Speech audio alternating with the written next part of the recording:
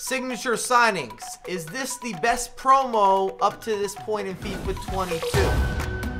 What's happening, my beautiful people? My name is Mike LaBelle. Welcome back to the YouTube channel. If you haven't hit the bell, ring it. We appreciate the support on the channel. And if you have enjoyed this promo, you think it's good money, drop a like on the video. These players influence matches, top to bottom, straight up or straight down, however you prefer.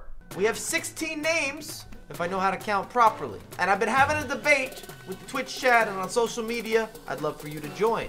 What are the top 5 leagues in terms of quality and performance in FIFA 22? In order. I repeat, in order. Criteria for today must be a signature signing player, and this is performance based, not around price point or return of investment or value. Just the pure output that you receive virtually.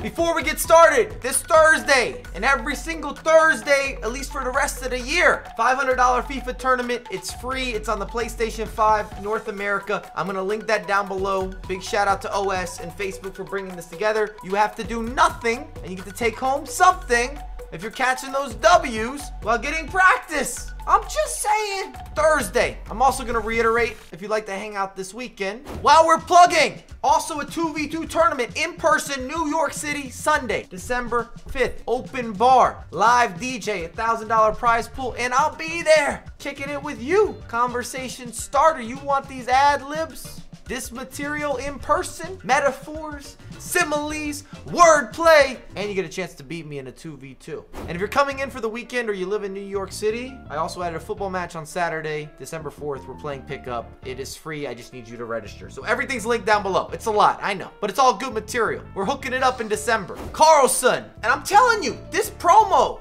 I like everyone. They're all relevant. They're all prevalent, not just for SBCs. I played against this man as a super sub. I can confirm the speed and the dribbling. I'm not getting off a ledge. I'm not jumping off a bridge. I will have a light discussion board back and forth if you'd like with the 99 agility. I don't think that's necessarily authentic, but it's mainly because of the 85 ball control and the 86 dribbling. It's not possible for him to move and groove without those numbers being slightly higher. But straight edged, straight line, scoop. He finds space. If you're playing musical chairs, if you saw the Squid Game episode with Mr. Beast, this will be your guy. Kremrich. Is he the most underrated striker in world football? All he does is score goals. Don't come after the messenger. And he should be better in FIFA, surely. Serious question. He just doesn't encapsulate or capture the spectacular. But I'm proposing playing him as a center attacking mid or even an outside attacking midfielder because with his shooting and his finishing, it's so above and beyond to go with some of the traits. His passing's not a liability. He wouldn't be a classic number 10, not quite that type, but he still would be an offensive weapon, even more so on the edge of the box. You see someone parking it? This is the guy that comes after the bus driver. If he gets his rating up to maybe an 88, 89, could become a FIFA headache, but I still rate him. I enjoy him. That's the review. Witsel. Basically a discard price for this position or this type of foot item. He's got proper stats. He reminds me of Savic, and a lot of people don't love Savic. He's got that slower turning regardless of the skill moves and those executions. And what happens is that it then injures him, makes him one-dimensional. He's not as dynamic, and you're competing for a CDM. And I just feel as if you can find better CDMs because you're not getting a complete box-to-box because that offensive side, it's a liability. I call it how I see it. Jimenez. Absolute monster and intuitive around the box. I'm happy about this foot item, but I will say this as an early disclaimer. He's going to be a challenge, or there will be a learning curve for you to adapt and maximize what he does on the virtual pitch. And for that reason, even more so at the higher levels, I've got to throw that in there. Between the size and the body type and the structure, certain extensive upgrades are necessary if you want to see him perform at the highest level. He's definitely usable. That's not part of my debate. I don't want to take anything away from him. But if you're looking to be in that elite tier, I don't think he's quite reached that status point. Edwards. This is a surprise selection for yours truly as well. I just didn't enjoy playing against him. I felt the pressure. He was a problem. He was disobedient, unpredictable, and the reality is speed kills. And I was getting murked. This engine was the engine that could. And boy, did he have the burner off the bench. This super substitute, oof. Have you seen the video from Ivan last year? He says, "Who is Frank?" That's how I felt this weekend. Who the hell is Edwards? He introduced himself. I got yelled at. I got sent packing. You may have seen some of the highlights on the YouTube channel. Not my best moments. Mendy. And I know, normally I would not have a goalkeeper jumping on a list, but I rate Mendy. And now we got that extra notch. I'm losing weight or I'm gaining weight.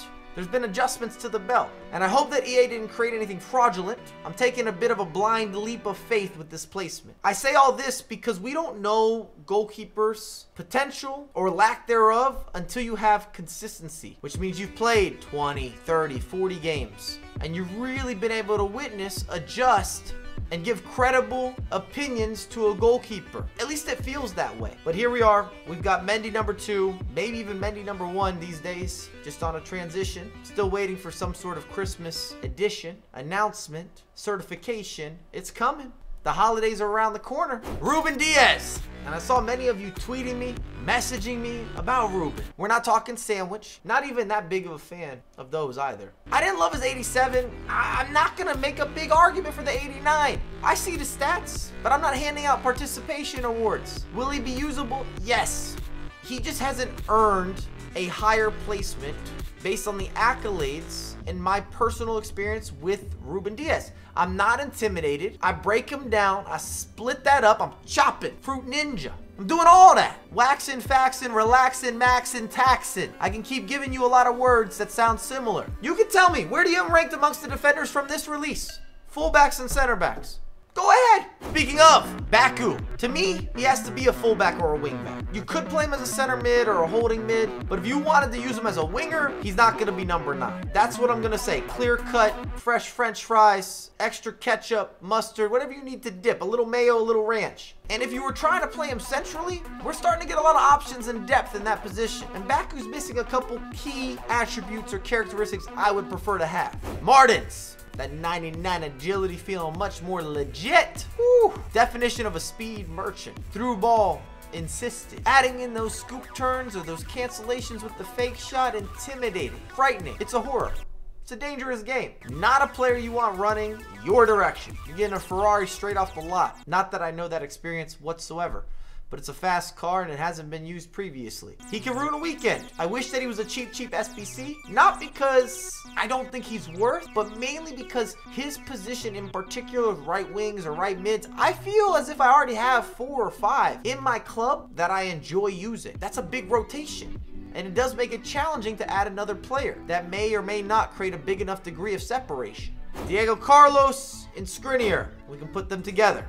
To make this simple, I prefer Skriniar, but I'm going to go through some of the stats. We can have the discussion. Diego Carlos, you see, has a lot more in-game. Pace-wise, pretty close. Picking and choosing. Higher sprint speed, though, with Skriniar. I do not care about shooting whatsoever. Passing, there is a level of importance, and that would be one drawback. Skriniar is better than Koulibaly passing out of the back, but he still has that Syriac concern or that problem. Dribbling, nearly even. We're getting into the fine details, the nitpicking. Defensively, we do see a little bit of a separation, and this is handy when we're dealing with reoccurring activities, interceptions, tackling. And at the physical end, it's almost identical. So this is a personal preference choice. Who do you prefer? For me, it's Skriniar, but it's close. I understand the comparison. Atal! Man, you want to talk about attacking versatility, especially for a fullback or a wingback. And if anything, I might have overutilized his attacking prowess this past weekend. I really pushed the agenda. Calendar invites were sent, RSVPs. He was cutting inside. He was running the wings. He was interchanging with my wingers and my center mids.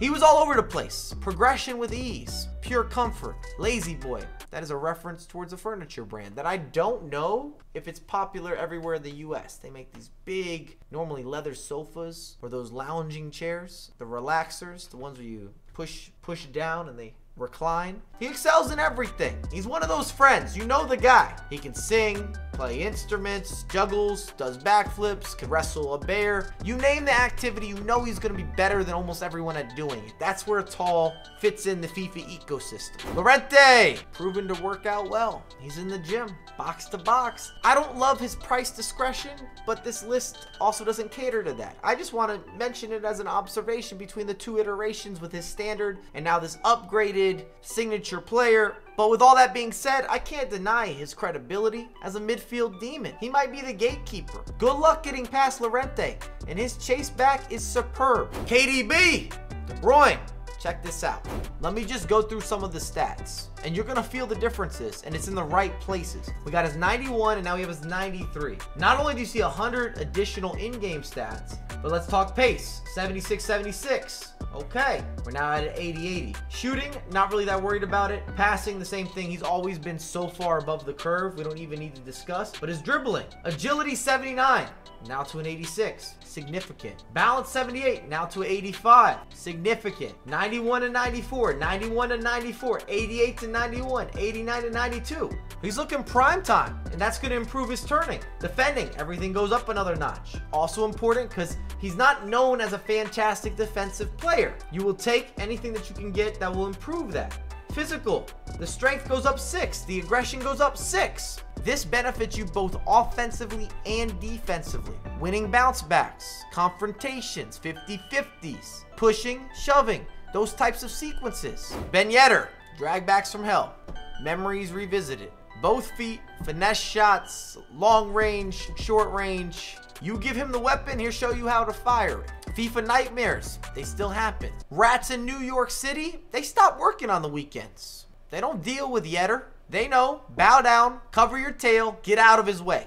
This is that type of player. He owns this period of FIFA goodness or FIFA domination. However you'd like to describe what Yedder does, he does it well. There's a saying, and we're gonna apply this to Ben Yedder. Loved by some, hated by most, respected by all. You can put those quotations on screen. And at the top, might be a surprise, only an 84 overall, Renato Sanches. I played against all these gents. Maybe gentleman's not the correct way to describe some of these players. But Renato Sanches is at that Ruud Gullit level. He's got the 6 traits. I noticed him. I couldn't get by him. I couldn't break him down. And he has that anomaly where he scores goals, even though his stats don't say he should be gifted with scoring goals. He's part of that set, that crew. And now he's got the major upgrades, and they're everywhere. Any benefit you could have in FIFA for this position, he has it.